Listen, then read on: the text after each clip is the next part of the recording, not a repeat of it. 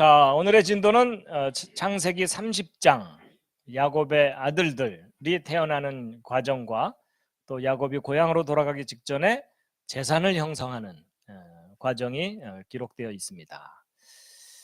자, 여기에 등장하는 인물들이 누군지 대충 짐작하시겠습니까? 예, 여기 이 남자는 누굴까요? 야곱. 요 여인은 누굴까요? 어떻게 하셨어요?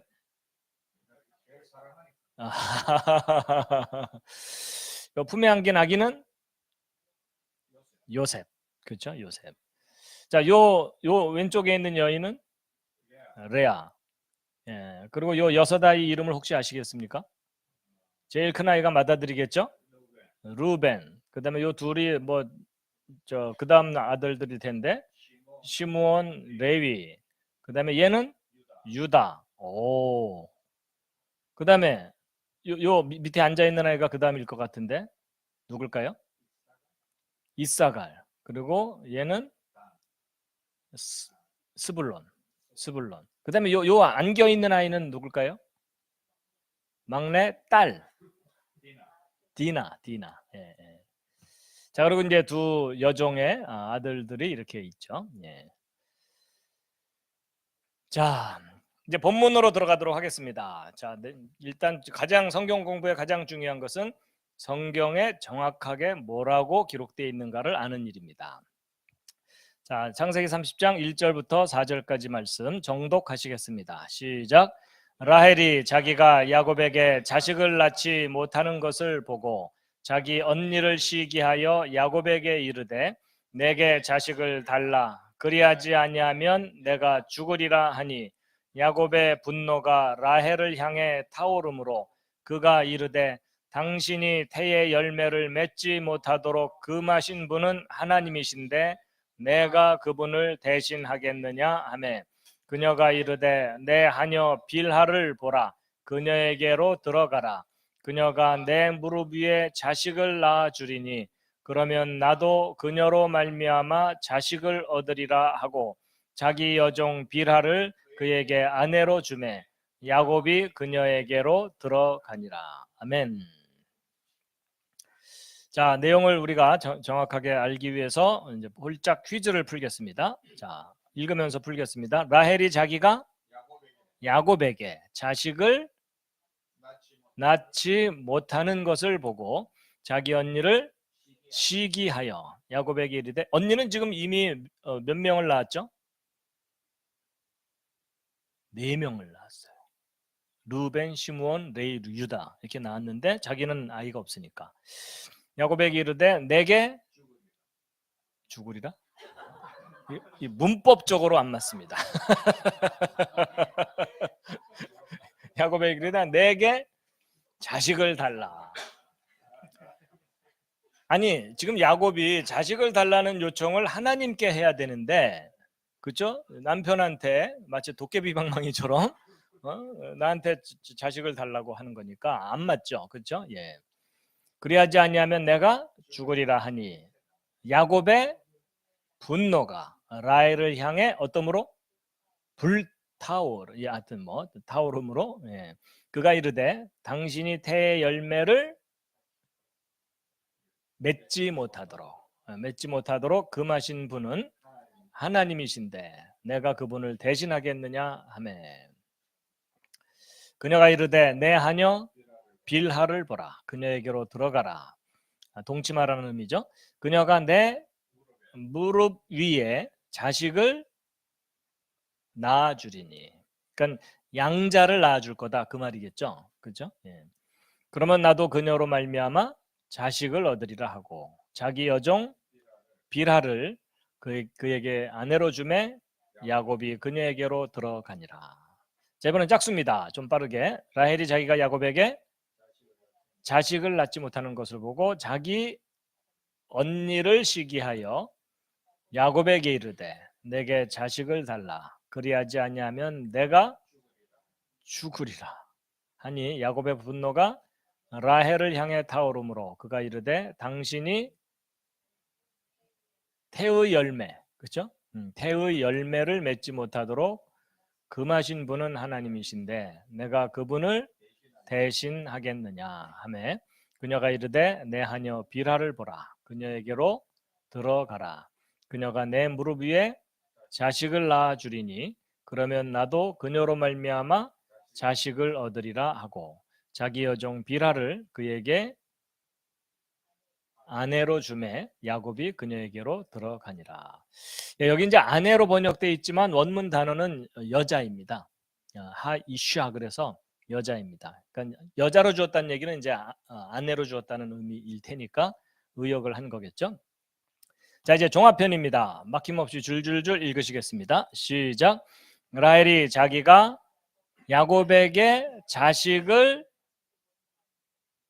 낳지 못하는 것을 보고 자기 언니를 시기하여 야곱에게 이르되 내게 자식을 달라. 그리하지 아니하면 내가 죽으리라 하니 야곱의 분노가 라헬을 향해 타오르므로 그가 이르되 당신이 태의 열매를 얻지 맺지 못하도록 금하신 분은 하나님이신데 내가 그분을 대신하겠느냐 하매 그녀가 이르되 내 하녀 빌하를 보라. 그녀에게로 들어가라. 그녀가 내 무릎 위에 자식을 낳아주리니 그러면 나도 그녀로 말미암아 자식을 얻으리라 하고 자기 여종 빌하를 그에게 아내로 주매 야곱이 그녀에게로 들어가니라. 자, 라헬이 이제 불임의 기간이 너무 길었던 거죠. 예. 그래서 이제 오늘날은 많이 인식이 뭐 흐릿해졌지만 이제 과거에는 자식이 많은 것이 자기의 자부심이었고 또 하나님께로부터 복이라고 생각을 했고 그랬었었죠. 그래서 시편 127편 3절, 4절, 5절 거기에 표현되어 있는 내용을 함께 한번 참고로 읽겠습니다. 시작. 보라, 자식들은 주 야훼의 유산이요 태의 열매는 그분의 보상이로다. 젊은 시절의 자식들은 용사의 손에 있는 화살들 같으니 자기 화살통 속에 그것들이 가득한 자는 행복하도다. 그들이 부끄러움을 당하지 아니하며 성문에서 원수들을 마주 대하여 말하리로다. 요즘은 평화로운 시대가 되었지만 옛날에는 뭐 분쟁과 다툼이 일어나면 가서 다른 사람들을 멸종시키기도 하고 그랬죠. 그러니까 자기 생존을 위해서 맞서 싸워야 되는데 자식이 많으면 자기 집안 군대가 많은 거니까 특히 아들이 많으면은 이제 그런 개념이 있던 시절이었습니다.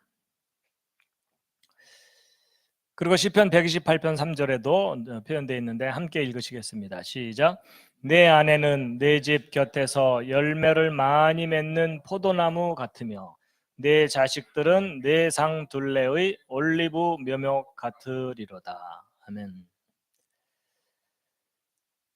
그리고 잠언서에도 비슷한 내용이 표현되어 있습니다. 17장 6절 시작.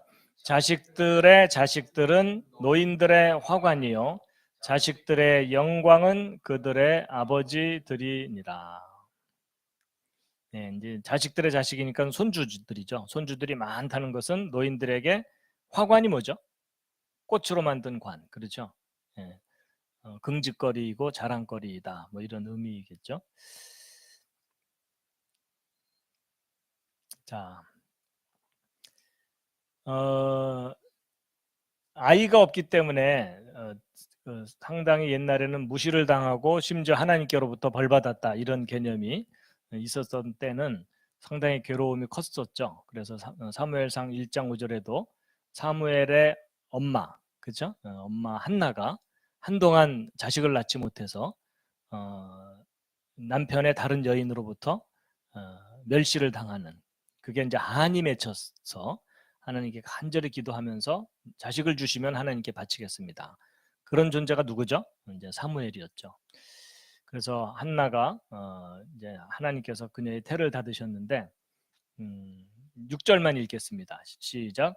주 야훼께서 그녀의 태를 닫으셨으므로 그녀의 대적 또한 그녀를 심히 자극하여 애타게 하였더라. 사무엘의 출생과 관계된 내용이 있고요.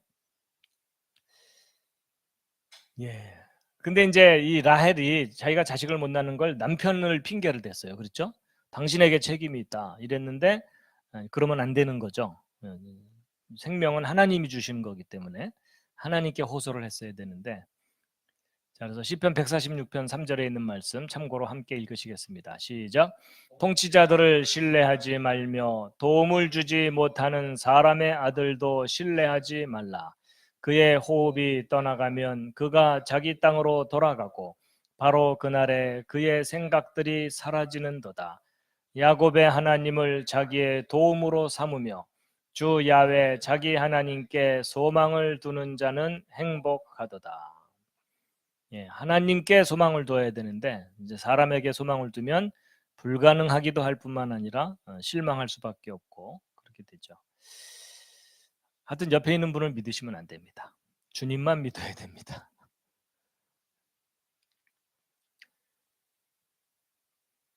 그래서 이제 야곱이 내가 어떻게 하나님을 대신할 수 있느냐 하고 대항을 하는데, 이 표현이 이제 그 원문을 직역하면요, 내가 하나님의 자리에 있느냐, 나는 하나님이 아니다, 이런 표현을 한 거라고 합니다. 예, 그래서 이제 하녀 비라를 통해서라도 양자라도 드리겠다. 그래서 내 편을 좀 만들겠다, 이런 의미겠죠. 근데 이제 그 양자를 삼는 그런 일들이 이제 다른 창세기나 이런 곳에 그 비슷한 예들이 나오기도 합니다. 자, 그 야곱의 아들 중에 한 11번째 아들이 요셉이죠. 그래서 그 요셉이 낳은 에브라임과 므낫세의 그 아들, 그러니까 손주들이죠. 요셉의 손주들에 대한 표현이 나오는데, 창세기 50장 23절 참고로 또 읽겠습니다. 시작. 에브라임의 자손을 3대까지 보았고 므낫세의 아들 마길의 아이들도 요셉의 무릎 위에서 자랐더라. 마치 요셉의 자식들처럼 키워졌다, 뭐 이런 거죠. 창세기 16장 2절 또 읽겠습니다. 시작. 사레가 아브람에게 이르되 원하건대 내 하녀에게 들어가소서, 내가 혹시 그녀로 말미암아 아이를 얻을까 하나이다. 예, 하나님을 끝까지 신뢰했어야 되는데 사실 인간의 그 의지로 그렇게 하기가 힘들죠. 그렇죠? 그래서 이제 비극이 또 시작됐죠.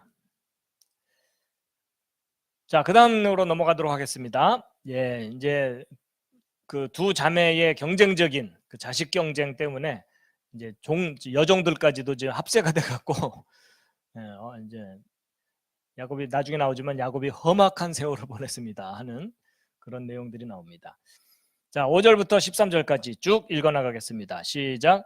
비라가 수태하여 야곱에게 아들을 낳음에 라헬이 이르되 하나님께서 나를 판단하시고 또 내 목소리를 들으사 내게 아들을 주셨다 하고 이런 까닭에 그의 이름을 단이라 하였으며, 라헬의 하녀 비라가 다시 수태하여 둘째 아들을 야곱에게 낳으니 라헬이 이르되 내가 내 언니와 큰 싸움을 싸워 이겼다 하고 그의 이름을 납달리라 하였더라.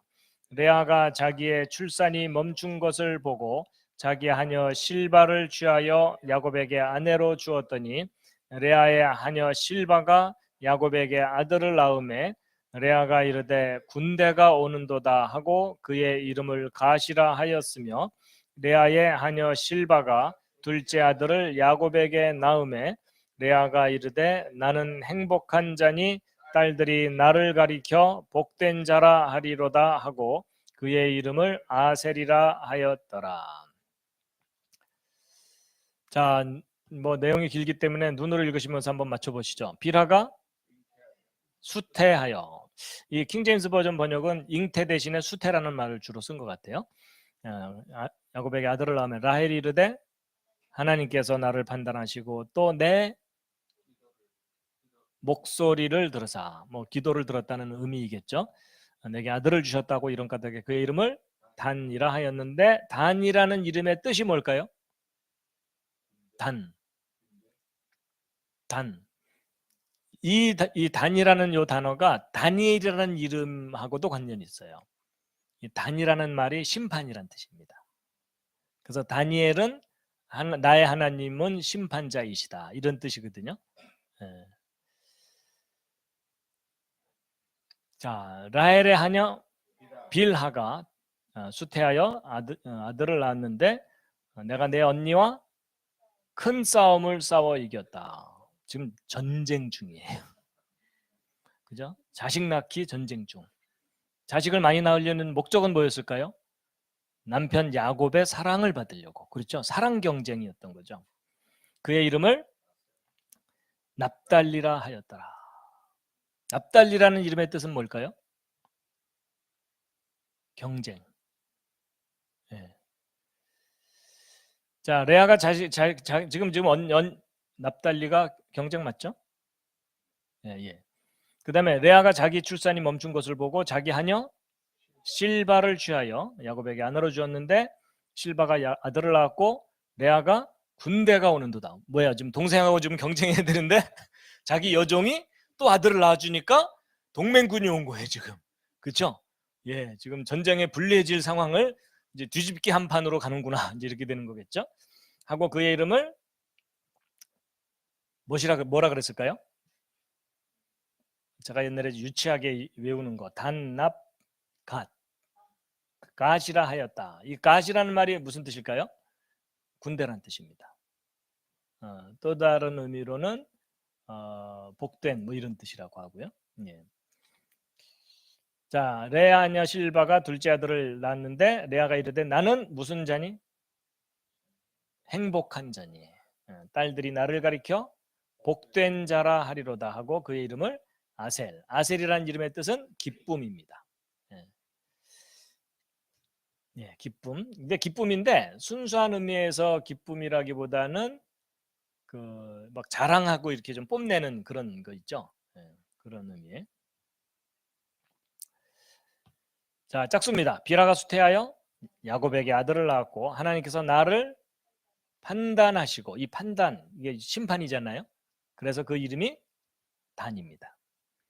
판단, 단 이렇게 되어 있잖아요. 그렇죠? 정한되면 이렇게 유치하게라도 외워두세요. 자, 그다음에 라헬이 이르되 내가 내 언니와 큰 싸움을 싸워 이겼다 하고 납달리라고 하였고 레아가 자기 출산이 멈춘 것을 보고 이게 이제 영구히 멈춘 건 아니고 일시 멈춤입니다. 예. 그래서 실바를 줬는데 아들을 낳아주었는데 레아가 이르되 뭐가 오는도다?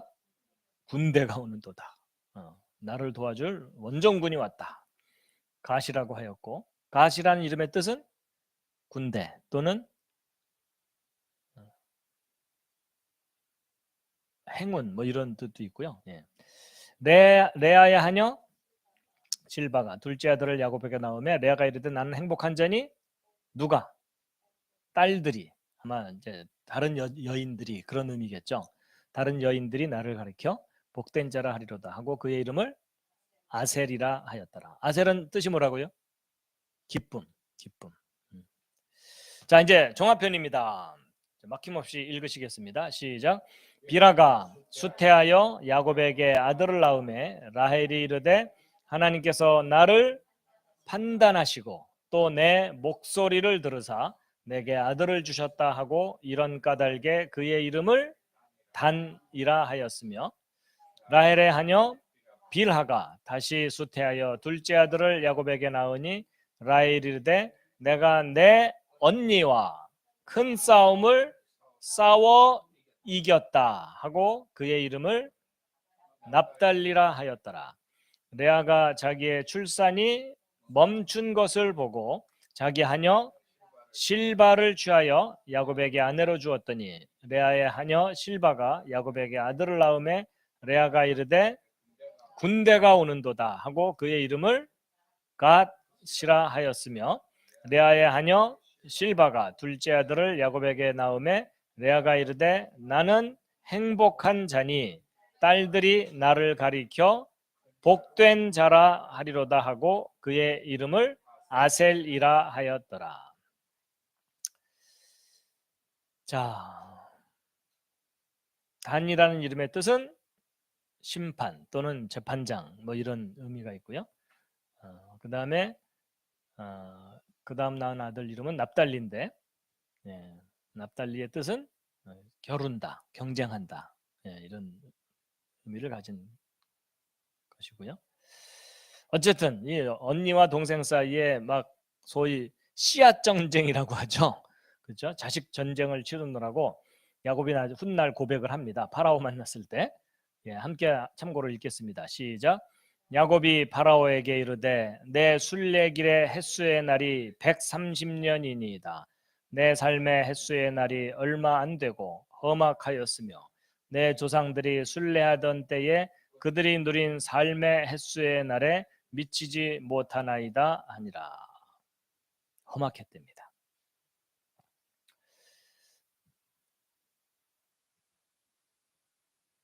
자, 군대라는 의미를 가진 것이 갓이라는 가드라고 하는 단어고요. 복되다는 의미도 있다고 하고요. 그리고 아셀은 행운 또는 기쁨 이런. 다음 주 기지개 한번 켜시겠습니다.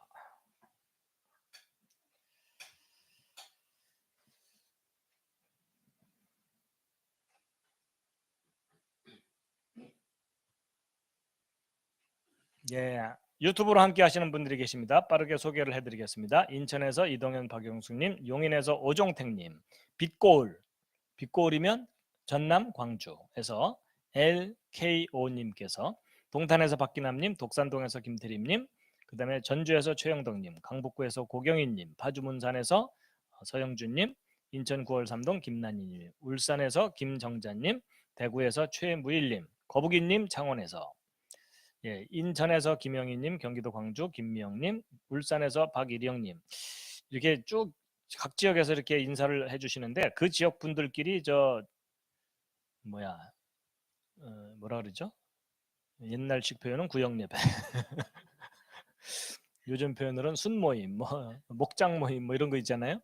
그분들끼리 좀 친목의 모임, 교제 모임이 있으면 좋겠는데 코로나 기간이라 참. 예, 죽전에서 김명수님, 서울에서 JSY님, 예, 그 다음에 서울에 윤혜원님 함께하고 계시고요. 저기 일본 선교하시는 분이신가? 서울 강서구에서 이정훈님, 울산에서 김정민님 함께하고 계십니다. 자, 여기 화면에 나타난 이거는 무슨 꽃일까요? 뜬금없이 갑자기 또 꽃이 다시 나왔는데 오늘 본문 내용과 관계된 꽃인데 합환채 꽃입니다. 예, 최음제로 쓰인다고 하는, 예, 사랑을 나눌 때 도움이 된다고 하는 그런 꽃이라고 해요. 너무 예쁘죠? 예. 이파리는 뭐 배추잎 비슷하게 생겼는데. 자, 창세기 30장 14절에서 16절 말씀 함께 또 정독하시겠습니다. 시작. 밀을 수확할 때에 르우벤이 들에 나갔다가 합한 채를 찾아 자기 어머니 레아에게 가져왔더니 라헬이 레아에게 이르되 원하건대 언니의 아들의 합한 채를 내게 달라 하매 레아가 그녀에게 이르되 내가 내 남편을 빼앗은 것이 작은 일이냐 그런데 내가 내 아들의 합한 채도 빼앗고자 하느냐 하니 라헬이 이르되 이런 까닭에 언니의 아들의 합한 채 대신 오늘 밤에 내 남편이 언니와 함께 누우리라 하니라. 저녁에 야곱이 들에서 돌아오매 레아가 나와서 그를 맞이하며 이르되 당신은 반드시 내게로 들어와야 하리니 내가 내 아들의 합한 채로 당신을 확실히 세내었노라 하매 그 밤에 야곱이 그녀와 함께 누우니라. 자, 내용을 익히기 위해서 홀짝 퀴즈를 할 텐데, 힌트를 줬네. 자, 1번 무엇 할 때? 밀을 수확할 때. 자, 밀을 수확할 때라고 하는데 계절적으로 언제쯤일까요?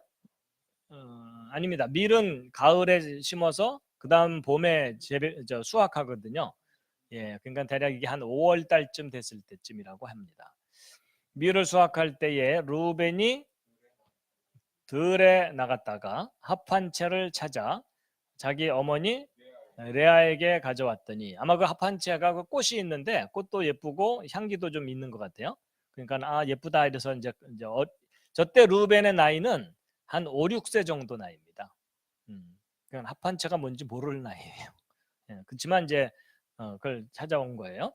가져왔더니 라헬이 레아에게 이르되 원하건대 언니의 아들의 합한체를 내게 달라 하매 레아가 그녀에게 야 왜 내 걸 달라 그래 뭐 이런 거겠죠. 내가 내 남편을 빼앗은 것이 작은 일이냐.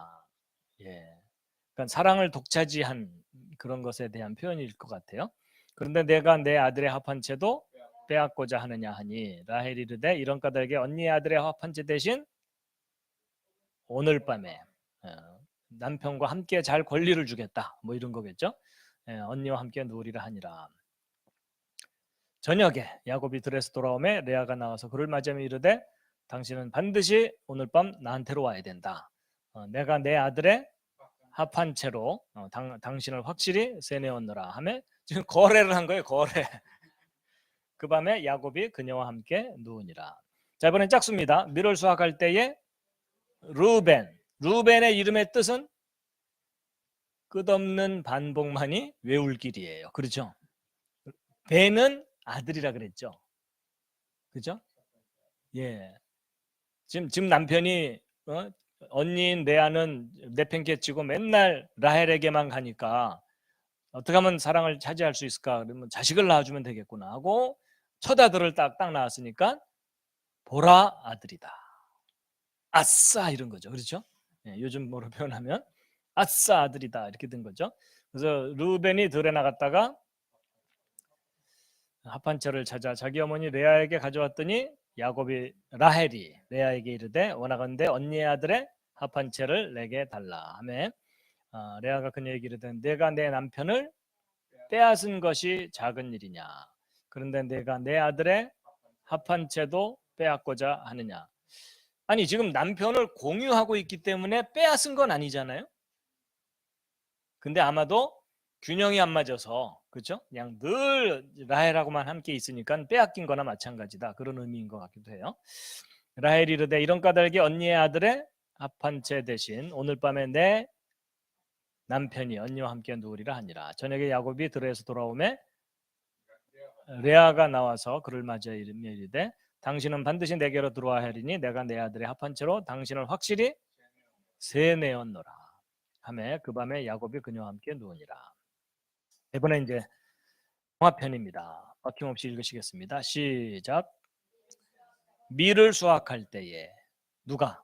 루벤이 어디에? 들에 나갔다가 합한처를 찾아 자기 어머니 레아에게 가져왔더니 라헬이 레아에게 이르되 원하건대 언니의 아들의 합한채를 내게 달라 하매 레아가 그녀에게 이르되 내가 내 남편을 빼앗은 것이 작은 일이냐 그런데 내가 내 아들의 합한채도 빼앗고자 하느냐 하니 라헬이 이르되 이런 까닭에 언니의 아들의 합한채 대신 오늘 밤에 내 남편이 언니와 함께 누우리라 하니라. 저녁에 야곱이 들에서 돌아오매 레아가 나와서 그를 맞이하며 이르되 당신은 반드시 내게로 들어와야 하리니 내가 내 아들의 합한채로 당신을 확실히 세내었노라 하매 그 밤에 야곱이 그녀와 함께 누우니라. 자, 밀을 수확할 때면은요 5월 초순경이라고 합니다. 그러니까 6월절이 이제 우리 부활절하고 비슷하기 때문에 4월 중순쯤이거든요. 4월에 있으니까 근데 대개 4월까지가 우기래요. 그리고 이제 건기가 시작되면서 이제 수확을 하는 것 같아요. 예, 월 초순경이고 이제 우기가 10월부터 그 다음에 4월까지 양력으로 따졌을 때 그렇게 된다고 합니다. 그래서 밀 수확할 때 이제 보리를 먼저 추수하고 나서 밀을 추수한다고 합니다. 루벤이 들에 나갔는데 루벤의 나이는 아까 말씀드린 대로 한 5, 6세 정도 됐을 때 합한채 꽃입니다. 꽃하고 이 이파리가 좀 매치가 좀 언밸런스한 것 같죠? 예. 그래서 이제 히브리어로는 누다임이라고 하는 식물이고요. 영어로는 맨드레이크라고 하는 식물이라고 합니다. 그래서 최음제이며 강장제이고 사랑의 과실이라고도 부른다고 해요. 그래서 이제 서양 사람들은 이제 이게 악마의 과일이다 뭐 이렇게 부르기도 하고 악마의 열매다 이렇게 부르기도 하고 사랑의 열매라고도 부르기도 하는. 예. 이제 이것의 뿌리는 아마 그 피를 멈추게 하는 무슨 약효가 있다고 그래요. 그리고 어, 이제 열매가 있는데 그 열매를 이제 사랑 나누기 전에 복용을 하고서 사랑을 나누면 뭐 어쩌고 저쩌고 뭐 하여튼 그런 겁니다. 그래서 이제 이 두다임이라고 하는 그 합한체의 히브리어인데 근데 이 노드라고 하는 단어가 사랑이라는 뜻의 단어입니다. 그래서 말의 뿌리가 서로 통하는 그런 식물이라고 합니다. 그러니까 사랑의 식물이다 이런 뜻이겠죠. 그리고 이제 아가서에서도 합한체가 나옵니다. 그래서 아가서는 이제 남녀의 사랑과 관계된, 그러니까 하나님과 사람과의 사랑을 남녀의 사랑으로 비유를 한 것이 아가서이잖아요. 그래서 거기에 이제 합한체에 관한 내용이 나오기도 합니다. 이게 열매고, 이게 꽃이고, 이제 뿌리는 마치 우리 인삼하고 비슷해요. 인체하고 이렇게 비슷한 구조를 갖고 있어서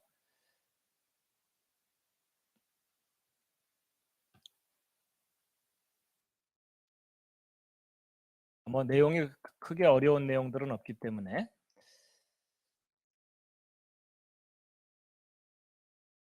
17절부터인데 오늘은 조금 일찍 쉬겠습니다. 왜냐하면 여러분의 상태가 쉬어야 되는 상태가 됐어요. 한 5분여 정도 쉬신 후에 나머지 내용을 공부하도록 하겠습니다. 잠시 쉬는 시간을 갖겠습니다. 자, 잠시 쉬는 시간을 가졌습니다. 이어서 계속 공부를 진행하도록 하겠습니다. 자, 창세기 30장 17절에서 21절까지 말씀. 아까 우리 안 읽었죠? 읽었는지 안 읽었는지 모르시겠죠? 안 읽었습니다. 함께 읽겠습니다. 시작. 하나님께서 레아에게 귀를 기울이셨으므로 그녀가 수태하여 야곱에게 다섯째 아들을 낳으니라. 레아가 이르되 내가 내 하녀를 내 남편에게 주었으므로 하나님께서 내가 받을 삭을 내게 주셨다 하고 그의 이름을 이사갈이라 하였으며 레아가 다시 수태하여 야곱에게 여섯째 아들을 낳으니라. 레아가 이르되 하나님께서 내게 좋은 지찬금을 주셨도다. 내가 내 남편에게 여섯 아들을 낳았으니 이제는 그가 나와 함께 거하리라 하고 그의 이름을 스불론이라 하였으며 그 뒤에 그녀가 딸을 낳고 그녀의 이름을 디나라 하였더라. 자, 빠르게 문제를 풀어보겠습니다. 하나님께서 레아에게 귀를 기울이셨고 수태하여 야곱에게 몇 번째 아들을 낳아준 걸까요? 예, 다섯째 아들을 낳아주니라. 앞에 4명 낳고 잠시 쉬었다가 숨 고르게 한 후에 지금 둘을 더 낳는 과정입니다. 예, 그래서 레아가 내 하녀를 내 남편에게 주었으므로 하나님께서 내가 받을 삭을 내게 주셨다 하고 그의 이름을 받을 대가를 내가 받았다. 그 대가를 뭘로 받았을까요? 예, 갈비로 받았어요. 그래갖고 이사갈, 이사이의 갈비. 죄송합니다. 예, 레아가 다시 수태하여 야곱에게 여섯째 아들을 낳으니라. 레아가 이르되 하나님께서 내게 좋은 무엇을 주셨도다? 좋은 지참금을 주셨도다. 내가 내 남편에게 여섯 아들을 낳았으니 이제는 그가 나와 함께 거하리라 하고 그의 이름을 스불론이라 하였으며 그 뒤에 그녀가 딸을 낳고 그녀의 이름을 디나라 하였더라. 여기서 퀴즈. 그러면 야곱이 낳은 자녀들 중에는 아들은 12명인 거 아시고 딸은 몇 명일까요? 한 명이라고 저도 생각했는데 나중에 기록을 성경 기록을 쫙 봤더니요. 딸이 아니라 딸들 하고서 복수 형태로 나오더라고요. 그러니까 디나 말고도 딸들이 더 있었던 것 같아요. 근데 아마 디나는 이제 나중에 가나안 땅 가서 이제 강간 사건이 일어나면서 어떤 스토리가 있기 때문에 여기 이름이 소개된 것 같습니다. 어쨌든 하나님께서 레아에게 귀를 기울이셨으므로 그녀가 수태하여 다섯째를 낳았고 레아가 하녀를 남편에게 주었으므로 하나님께서 내가 무엇을 내게 주셨다? 내가 받을 삭. 예. 왜냐면 남편을 여종에게 양보를 했으니까 뭐 대가가 있어야 되지 않겠느냐. 그래서 아들을 또 대가로 받았다. 이런 의미겠죠.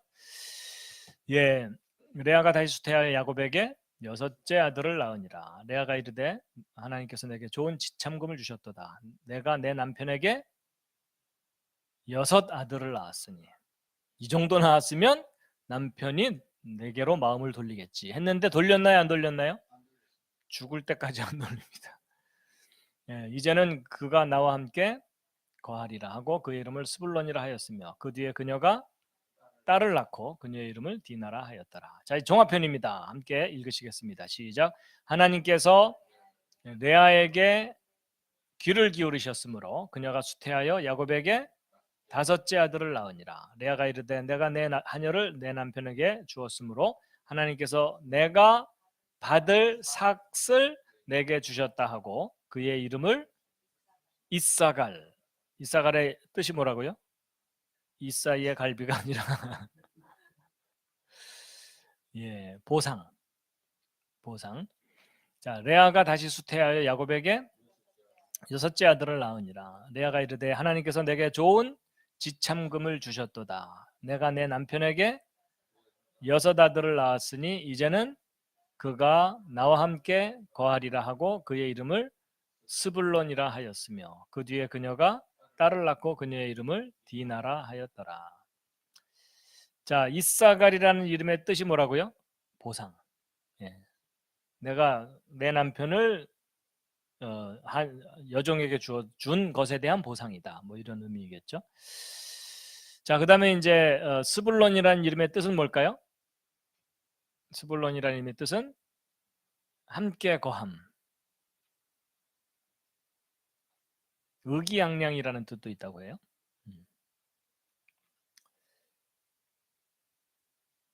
예, 아까 말씀드린 대로 야곱에게 딸이 디나만 있었던 게 아닌 것이 야곱이 자기 아들들과 자기와 함께한 손자들과 딸들과 손녀들이라고 돼 있죠. 그죠? 복수 형태가 되어 있는 걸로 보아서 딸이 하나만 아니라 여럿이 있었던 것이라고 볼 수 있다는 겁니다. 예, 이제 야곱이 이집트에 이민 갈 때 자기 모든 가족 데리고 갈 때 딸들도 데리고 갔다라고 하는 걸로 보아서 예.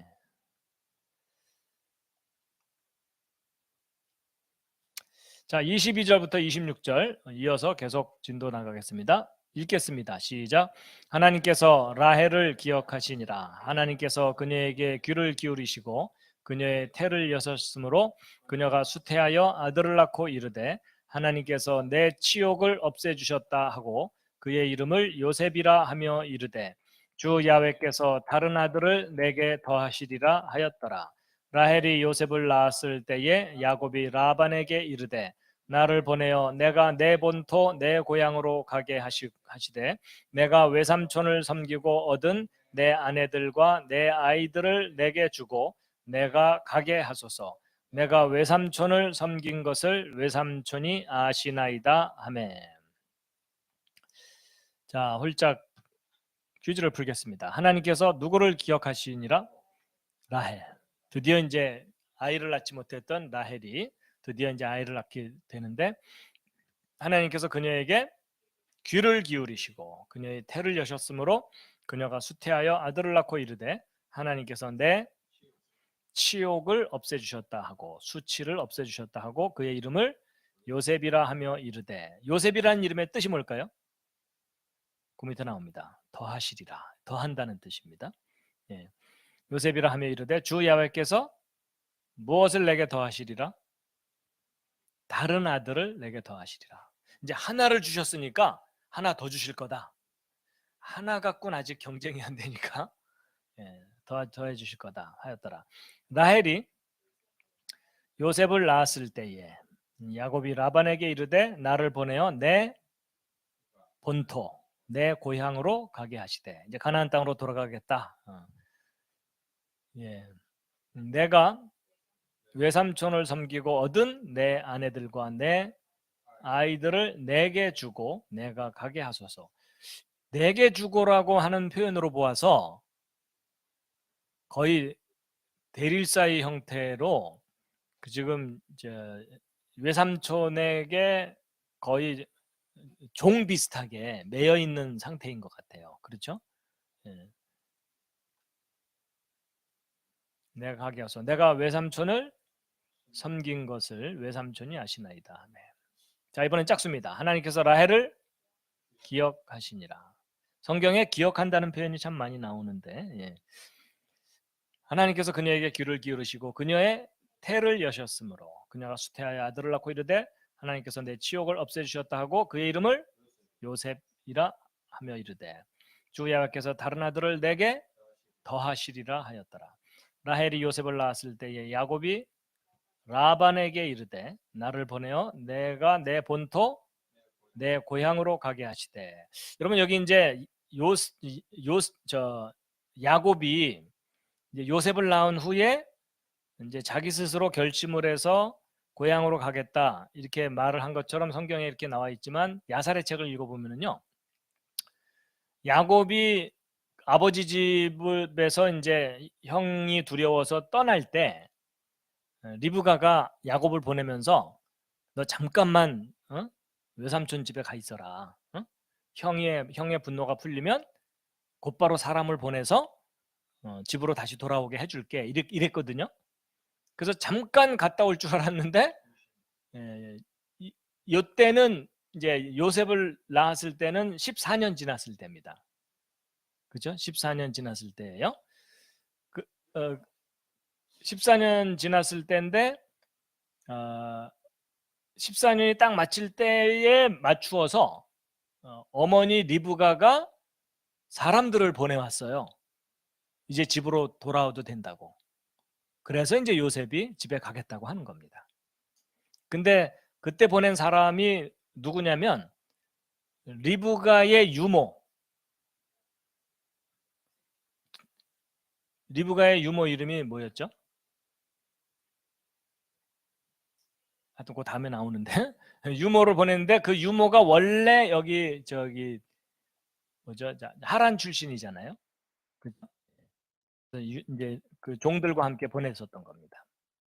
근데 이제 그 야곱이 빈털터리로 고향을 갈 수 없으니까 그래도 뭔가 좀 재산을 형성시켜서 가야 되겠다. 그래서 이제 곧바로 안 가고 그러는 바람에 유모는 데리러 왔다가 야곱이 안 간다고 하니까 야곱과 함께 6년을 더 지냅니다. 그리고 함께 왔던 종들만 돌려보내요. 그래서 이제 야곱이 재산을 형성하고 나서 유모와 함께 이제 고향으로 돌아가죠. 내가 외삼촌을 섬기고 얻은 내 아내들과 내 아이들을 내게 주고 내가 가게 하소서. 내가 외삼촌을 섬긴 것을 외삼촌이 아시나이다. 아멘. 자, 이제 종합편입니다. 빠르게 읽겠습니다. 시작. 하나님께서 라헬을 기억하시니라. 하나님께서 그녀에게 귀를 기울이시고 그녀의 태를 여셨으므로 그녀가 수태하여 아들을 낳고 이르되 하나님께서 내 치욕을 없애주셨다 하고 그의 이름을 야곱이라고 하면 안 되죠.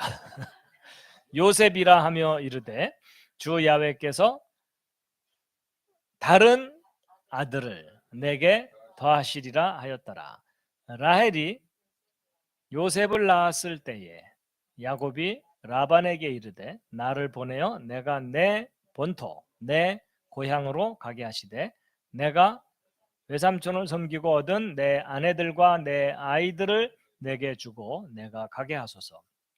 내가 외삼촌을 섬긴 것을 외삼촌이 아시나이다 하매.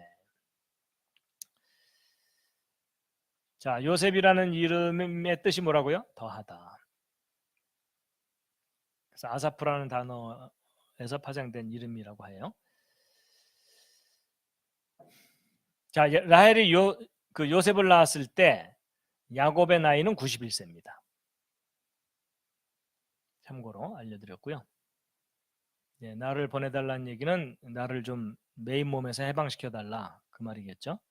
예, 귀향을 결정하게 되는데 이제 어머니 리브가가 사람을 보내왔다는 거죠. 예. 그래서 이제 그 내용이 요게 바로 이제 야살의 책 일부분이거든요. 거기에 이렇게 쭉 소개되어 있습니다. 그래서 야곱이 집 떠난 지 14년 됐을 때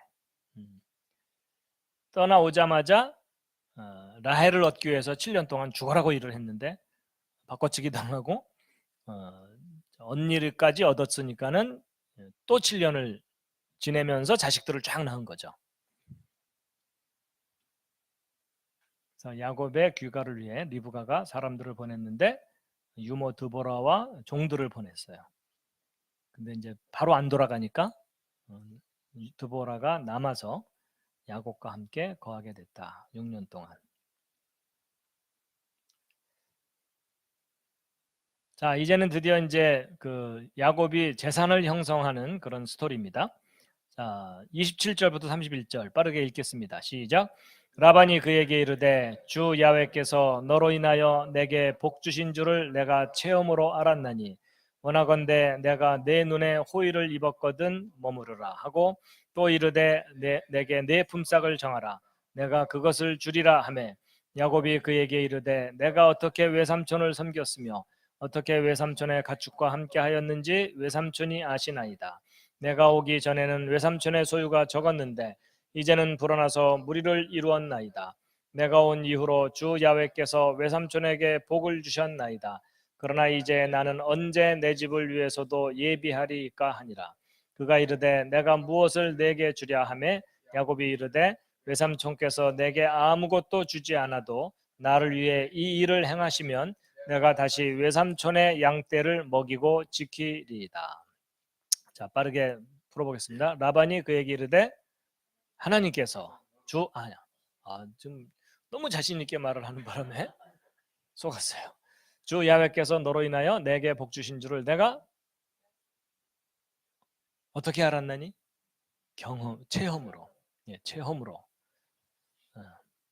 원하건대 내가 내 눈에 호의를 입었거든 머무르라. 가지 마라 이거죠. 너 쓸모 있다 이런 얘기입니다. 또 이르되 내게 내 품삯을 정하라. 내가 그것을 주리라 하며 야곱이 그에게 이르되 내가 어떻게 외삼촌을 섬겼으며 어떻게 외삼촌의 가축과 함께 하였는지 외삼촌이 아시나이다. 제가 하여튼 잘 관리했습니다 이 얘기죠. 내가 오기 전에 외삼촌의 소유가 적었는데 이제는 불어나서 무리를 이루었나이다. 이제 처음엔 볼품 없었는데 지금 엄청나게 불어났잖아요. 뭐 이런 얘기죠. 내가 온 이후로 주 야훼께서 외삼촌에게 복을 주셨나이다. 그러니까 before와 after를 비교해 주시기 바랍니다. 그 얘기죠. 예. 그러나 이제 나는 언제 무엇을 위해서 내 집 마련하겠나이다. 그 얘기입니다. 그렇죠?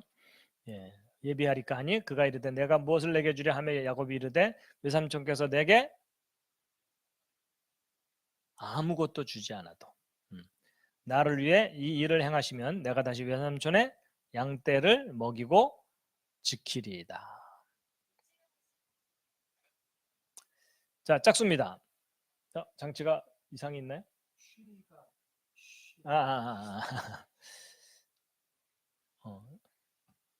인공지능이 회방하고 있습니다. 라반이 그에게 이르되 주 야훼께서 너로 인하여 내게 복 주신 줄을 내가 체험으로 알았나니 원하건대 내가 내 눈에 은혜를 호의군요. 호의를 입었거든 머무르라 하고 또 이르되 내게 내 품삯을 정하라. 이 얘기는요 백지수표를 주었다는 뜻입니다. 네가 원하는 대로 내가 줄게 뭐 이런 얘기겠죠.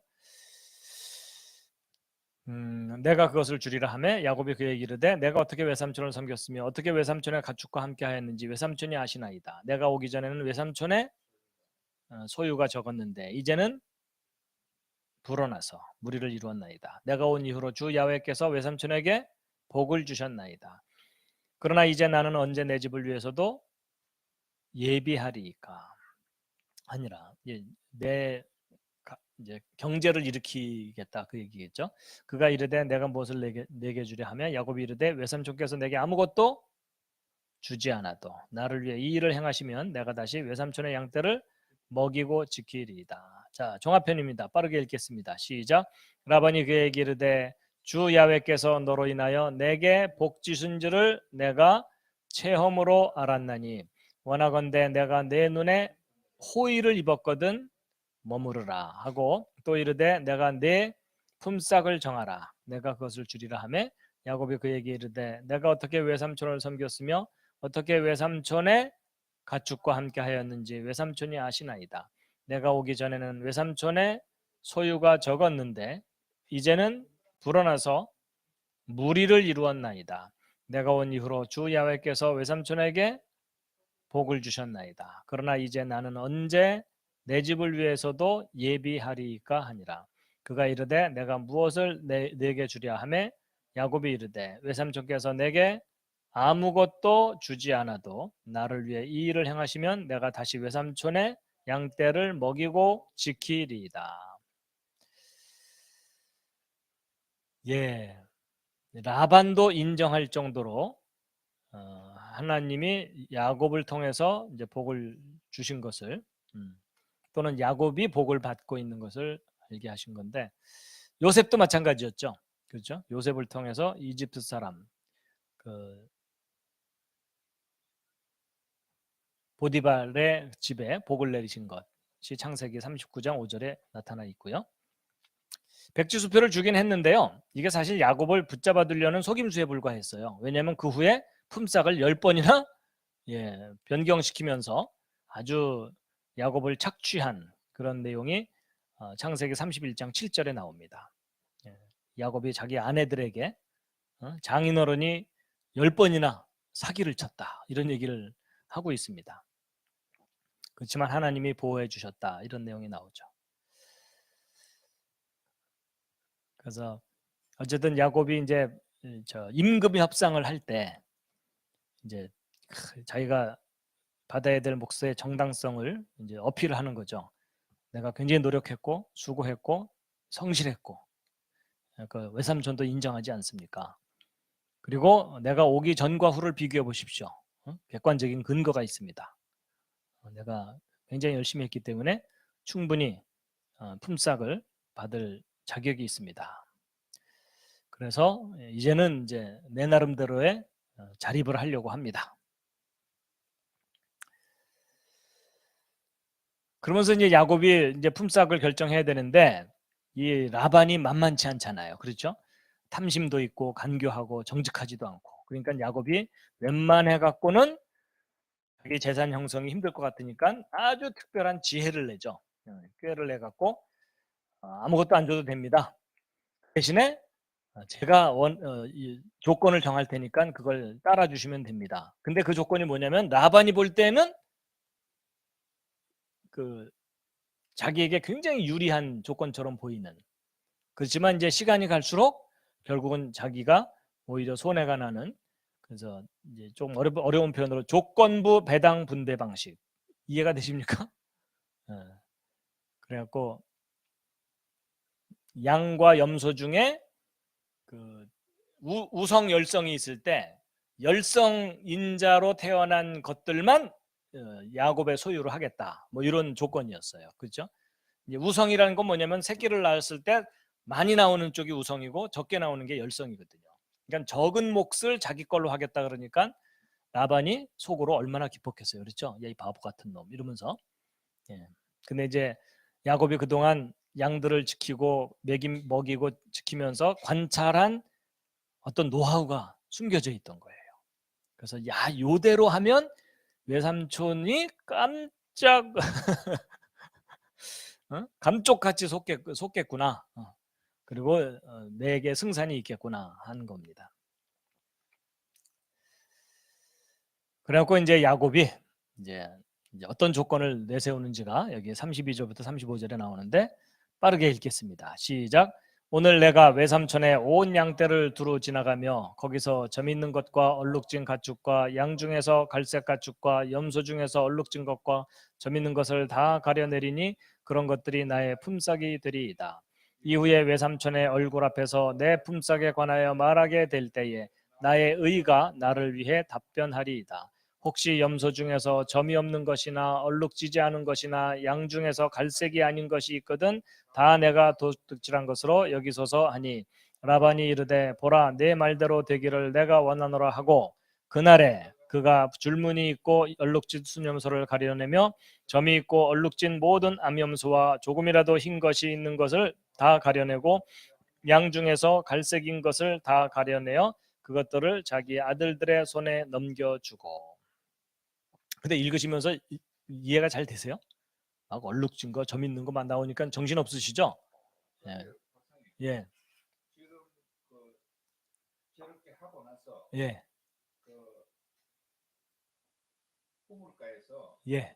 양떼들이 염소 왔을 때 예. 나무가지를 예. 물 먹을 때 나뭇가지를 앞에 두죠. 예. 교미를 해서 예, 예. 근데 그거는 그대로 됐는데 예. 저런 방식을 지금의 현재에서도 저런 짐승을 꺼내놓고 야곱이 했던 방식대로 하면 실행이 되느냐? 네, 실현이 되느냐? 예. 그것에 대해서는 밝혀진 바가 없다고 해요. 현재까지는. 그러니까 야곱의 방법이 야곱은 그런 식으로 이제 하긴 했는데 이제 일부에서는 그 양이 새끼를 뵐 때 주변 환경에 영향을 받는다라고 주장하는 그 의견도 있어요. 그 영향을 받는다고. 그래서 근데 이제 그게 진짜 원인인지 야곱은 나름대로 고군분투하면서 꾀를 냈는데 하나님이 긍휼히 여기사 유전자 속에 들어있는 열성 형질들이 발현될 수 있도록 섭리를 하셨는지 그거는 아주 명확하게 밝혀내기는 좀 어려운 것 같아요. 근데 어쨌든 결과론적으로 볼 때 이제 하나님께서 섭리를 하셨다. 그리고 과학적인 원리로 볼 때 숨어있던 열성인자들이 좀 더 드러나게 하신 그런 게 아니겠느냐라고 보고 있는 거죠. 자, 내용이 좀 복잡하지만 일단 문제풀이 해보겠습니다. 오늘 내가 외삼촌에 온 양떼를 두루 지나가며 거기서 점 있는 것과 점 있는 것, 그러니까 점박이와 또 얼룩이, 네? 얼룩진 가축과 양 중에서 갈색 가축과 또 염소 중에서 얼룩진 것과 점 있는 것을 다 가려내리니 그런 것들이 나의 품삯이 되리이다. 하여튼 단색이 아닌 점박이나 얼룩이는 다 제 겁니다. 뭐 이런 거예요. 그러는 순간 라반이 속으로 미소가 번지겠죠? 응? 저놈 봐라. 별로 확률적으로 드문 걸 자기 거로 하겠다네. 뭐 이렇게 된 겁니다. 이후에 외삼촌의 얼굴 앞에서 내 품삯에 관해서 말하게 될 때 나의 의가 나를 위해 답변하리이다. 혹시 염소 중에서 점이 없는 것이나 얼룩지지 않은 것이나 양 중에서 갈색이 아닌 것이 있거든 다 내가 도둑질한 것으로 여기소서. 그러니까 딱 양을 보면 야, 이 얼룩이가 네 우리 안에 있으니까 아니 흰 양이 네 우리 안에 있으니까 저건 내 거다. 뭐 이렇게 할 수 있도록 눈으로 그냥 금방 드러나게 검증할 수 있도록 하겠다. 그런 얘기겠죠? 예. 자, 라반이 이르되 보라 내 말대로 되기를 내가 원하노라. 이제 라반은 속으로 굉장히 기쁘겠죠.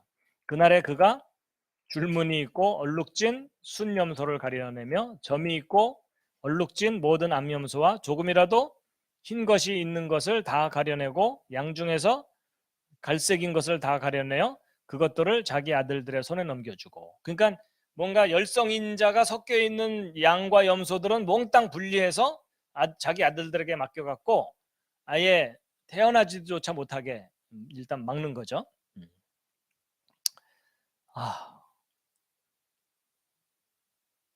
자, 짝수도 하겠습니다. 오늘 내가 외삼촌의 온 양떼를 두루 지나가며 거기서 점 있는 것과 얼룩진 가축과 양 중에서 갈색 가축과 염소 중에서 얼룩진 것과 점 있는 것을 다 가려내리니 그런 것들이 나의 품삯이 되리이다. 이후에 외삼촌의 얼굴 앞에서 내 품삯에 관하여 말하게 될 때, 그러니까 얼굴을 마주보고 이제 정산하게 될 때에 나의 의가 나를 위해 답변하리이다. 나의 의가 드러날 것입니다. 속이지 않았다는 것이. 혹시 염소 중에서 점이 없는 것이나 얼룩지지 않은 것이나 양 중에서 갈색이 아닌 것이 있거든 다 내가 도둑질한 것으로 여기소서 하니 라반이 이르되 보라 내 말대로 되기를 내가 원하노라 하고 그날 즉시 안전 조치를 취한 거죠. 줄무늬가 있고 얼룩진 순염소를 가려내며 점이 있고 얼룩진 모든 암염소와 조금이라도 흰 것이 있는 것을 다 가려내고 양 중에서 갈색인 것을 다 가려내어 그것들을 자기 아들들의 손에 넘겨주고. 제가 이렇게 빨리 읽는 이유가 뭐겠어요? 천천히 해도 별 효과가 없을 것 같아서. 근데 종합편 복잡하죠? 면제해드리겠습니다. 예, 이걸 그냥 읽으면요, 그 정신을 잃게 돼 있어요. 정신을 잃게 돼 있어서 이제 정리해드리는 게 차라리 나아요. 자, 양하고 염소가 있는데 라반의 몫과 야곱의 몫을 어떻게 나눴냐면, 양은 우세적인 색깔이 흰색이고요. 염소는 검정 염소들이 우세적인 상황입니다. 그 중에 이제 일부가 점박이, 얼룩이, 갈색, 양이 있는 거고, 그 다음에 염소 중에는 점박이나 얼룩이가 이제 섞여 있는 그런 상태인 거죠. 그러니까 이 상태에서 이제 이런 얼룩이들은 따로 골라내 갖고 이제 라반의 아들들에게 맡겨 갖고 아예 이런 놈들이 더 이상 나오지 못하도록 만든 거죠. 일단은 그런 이야기입니다. 그리고 자기 아들들에게 맡긴 이런 열성 인자들은 이제 이 메인 무리로부터 3일길 간격을 띄어갖고 아예 접촉을 못하게 만드는 이제 그런 겁니다. 자, 그 다음 내용도 읽겠습니다. 시작. 자기와 야곱의 사이를 사흘길이 되게 벌려놓음에 야곱이 라반의 남은 양떼를 치니라. 야곱이 녹색 포플러 나무와 개암나무와 밤나무 가지들을 가져다가 그것들의 껍질을 벗겨 그 속에 흰 줄무늬를 내고 가지들 속에 있던 하얀 것이 드러나게 한 뒤에 양떼가 마시러 올 때에 자기가 껍질을 벗긴 가지들을 양떼 앞에 물구유 홈통 속에 세워 놓았으니 이것은 그것들이 마시러 올 때에 수태하게 하려 함이더라. 양떼가 그 가지들 앞에서 수태함으로 줄무늬 있는 것과 점 있는 것과 얼룩진 것을 낳음에. 자, 빠르게 홀짝 퀴즈를 풀겠습니다. 자기와 야곱의 사이를 사흘길이 되게 벌려 놓음에 야곱이 라반의 남은 양떼를 치니라. 야곱이 녹색 포플러 나무와 개암나무가 뭔지 혹시 아세요? 하여튼 좀 이따 사진으로 보여드리겠습니다. 밤나무 가지들을 가져다가 그것들의 껍질을 벗겨 그 속에 흰 줄무늬를 내고 가지들 속에 있던 하얀 것이 드러나게 한 뒤에 양떼가 마시러 올 때에 자기가 껍질을 벗긴 가지들을 양떼 앞에 물구유 홈통 속에 세워 놓았으니 이것은 그것들이 마시러 올 때에 수태하게 하려 함이더라. 양떼가 그 가지들 앞에 수태함으로 줄무늬 있는 것과 점 있는 것과 얼룩진 것을 낳음에. 자, 이제 그 물 먹으러 와가지고서 교미를 할 때 영향을 받게 하려고 한 거잖아요. 그래서 이제 생명체가 과연 환경에 의해서 영향을 받느냐, 받는 예를 떠올리실 수 있겠어요? 많아요. 여러분 가자미 같은 거 이렇게 바닥에 바다 밑바닥에 이렇게 있을 때 주변 모래하고 색깔 같아지잖아요. 주변이 밝아지면 색깔이 밝아지고 주변이 어두워지면 어두워지잖아요. 그러니까 생명체가 주변 환경에 적응을 하고 그러는 어떤 속성이 있는 것을 이용했을 수 있겠죠. 그렇죠? 예. 하나님께서 그런 요소를 디자인을 해놓으셨을 것 같아요. 자, 자기와 야곱 사이를 사흘길이 되게 벌려놓고 야곱이 라반의 남은 양떼를 치니라. 그러니까 열성인자는 다 빼내버린 완전히 까만 염소들과 하얀 양들만 있는 무리를 이제 지키기 시작했다는 거죠. 야곱이 녹색 포플라 나무와 개암나무와 밤나무, 사실 밤나무로 번역했지만 그 원어 단어로 볼 때 그 플라타너스일 가능성이 높습니다. 그것들의 껍질을 벗겨 그 속에 흰 줄무늬를 내고 가지들 속에 있던 하얀 것이 드러나게 한 뒤에 양떼가 마시러 올 때에 자기가 껍질을 벗긴 가지들을 양떼 앞에 물구유 홈통 속에 세워 놓았으니 이것은 그것들을 마시러 올 때 수태하게 하람이더라. 양떼가 그 가지들 앞에서 수태함으로 줄무늬 있는 것과 점 있는 것과 얼룩진 것을 낳음에. 자, 종합편입니다. 읽겠습니다. 시작. 자기와 야곱의 사이를 사흘길이 되게 벌려 놓음에 야곱이 라반의 남은 양떼를 치니라. 야곱이 푸른 포플러 나무와 개암나무와 밤나무 가지들을 가져다가 그것들의 껍질을 벗겨 그 속에 하얀 흰 줄무늬를 내고 가지들 속에 있던 하얀 것이 드러나게 한 뒤에, 그러니까 아마 겉은 갈색이지만 이제 껍질을 벗기면 속에 하얀 그 내부가 드러난다는 거겠죠. 예, 양떼가 마시러 올 때에 자기가 껍질을 벗긴 가지들을 양떼 앞에 물구유 홈통 속에 세워 놓았으니 이것은 그것들이 마시러 올 때 수태하게 하려 함이더라. 양떼가 그 가지들 앞에서 수태함으로 줄무늬 있는 것과 점 있는 것과 얼룩진 것을 낳음에.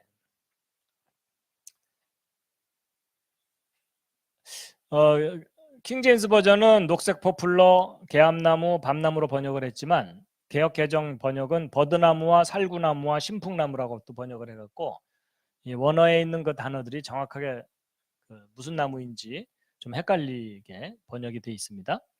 예. 또 살구나무라고 번역되기도 하고 뭐 그래갖고, 그래서 어쨌든 그 개암나무는요, 어찌 보면 상수리나무 비슷하게 생겼는데 키가 좀 작은 편이고 이렇게 동그란 이런 열매가 열립니다. 개암을 먹어본 적이 있으신 분? 아, 예. 저도 어렸을 때 그 산에 올라가면 이게 있어서 이렇게 껍데기를 까면은 조그만 거 하얀 알맹이가 있는데 그냥 나름대로 조금 고소하고 맛있습니다. 배고플 때 이거라도 먹어야 됩니다.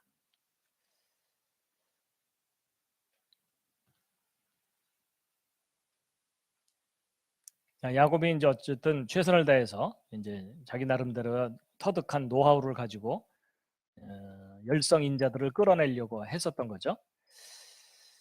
자, 마지막입니다.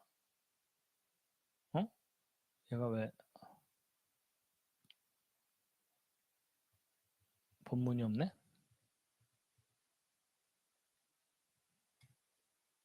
일단 읽는 수밖에 없네요. 네.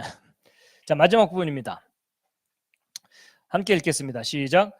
야곱이 어린 양들을 분리하고 그 양떼의 얼굴을 라반의 양떼 중에서 줄무늬 있는 것과 갈색인 것을 향하게 하며 또 자기 양떼를 따로 두어 그것들이 라반의 가축에 들게 하지 아니하였더라. 강한 가축이 수태할 때마다 야곱이 가축의 눈앞에서 홈통 속에 그 가지들을 두어 그것들이 그 가지들 사이에서 수태하게 하였으나 가축이 연약하면 그것들을 그 속에 두지 아니하였으니 이러므로 약한 것들은 라반의 것이 되고 강한 것들은 야곱의 것이 되니라. 이 사람이 심히 번창하여 가축과 여종과 남종과 낙타와 나귀를 많이 소유하였더라. 여러분, 이거 강한 가축이 수태할 때는 야곱이 자기 방법을 사용했고 가축이 연약하면 이제 그런 방법을 안 썼다고 돼 있잖아요. 그래서 이게 이제 어떻게 된 거냐면 양이 1년에 2차례 수태를 하는데 가을에 뵌 것이 좀 체질이 강한 새끼들이 나온답니다. 그리고 봄에 새끼를 낳은 것들은 좀 약하대요, 상대적으로. 그러니까 좀 튼튼한 것들만 자기 소유로 하기 위해서 튼튼한 것을 낳는 가을에만 자기만의 노하우를 적용시킨 거예요. 그래서 결국 시간이 지나고 나면 자기 몫의 양들은 이제 튼튼한 양들로만 구성되도록 그렇게 했다는 뜻입니다. 그래갖고 이제 여기 성경에는 나오지 않지만 야살의 책을 읽어보면요, 야곱이 키운 야곱의 몫의 양들과 염소들이 워낙 상태가 좋아갖고 주변 사람들이 야곱에게 그 양과 염소를 구하기 위해서 찾아왔대요. 근데 이제 물물 교환을 그 값을 치러야 되니까 물물 교환을 했겠죠. 그래서 야곱의 양 한 마리에 낙타 한 마리, 야곱의 양 한 마리에 남종이나 여종 한 명, 그 정도의 가치로 맞바꿈을 했답니다.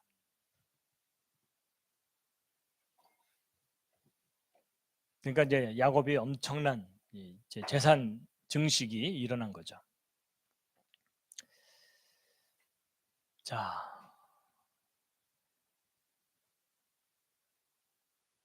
문제풀이는 면제를 해드리겠습니다.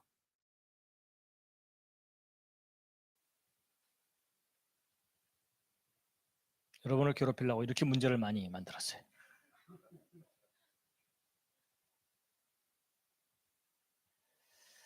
그래서 이제 강한 가축은 가을에, 연약한 가축들은 봄에 수태가 되어서 나온다 그래요. 그래서 야곱의 양 한 마리에 낙타 한 마리, 뭐 이런 교환 조건이었으니까 최고의 인기를 누린. 참고로 그 양이나 염소가 이제 우성 열성 인자가 있는데 흰 털이 우성이고 양의 경우 검은 털이 열성이고요.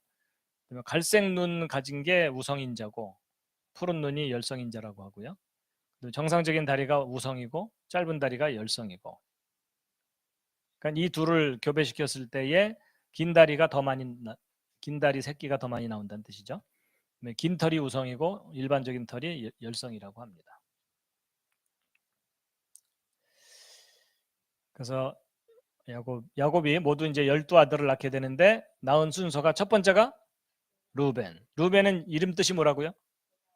보라 아들이다. 자, 시므온은 하나님께서 들으심. 레위는 뜻이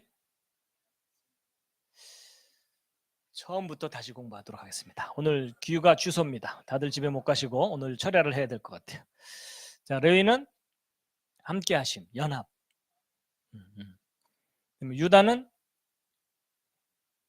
찬송. 자, 그다음에 이제 아이고 5번으로 넘어가야 되군요. 단이 재판, 판단.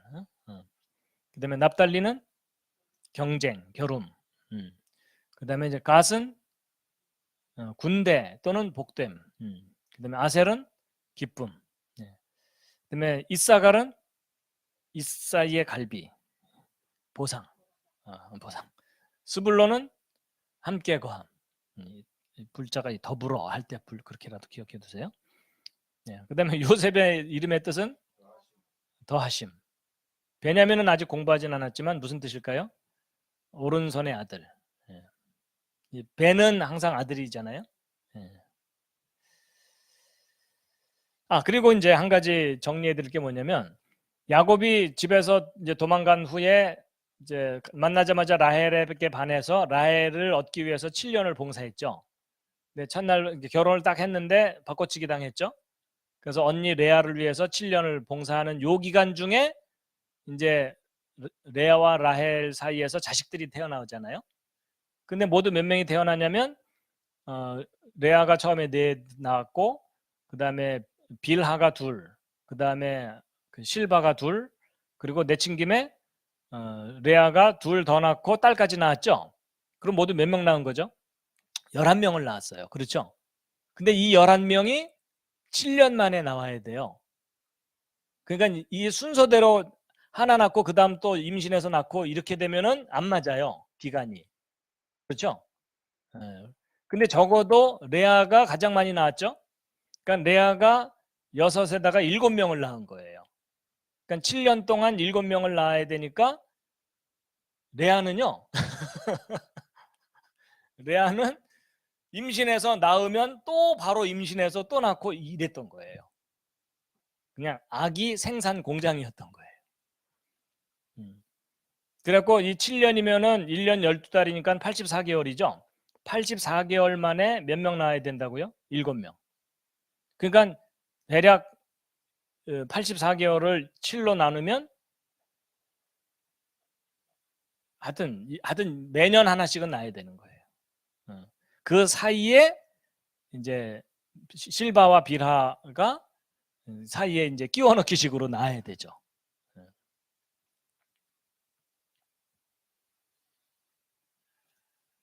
그래서 12명이 그냥 순서대로 나왔다면 9년이나 걸리기 때문에 적어도 이 12명이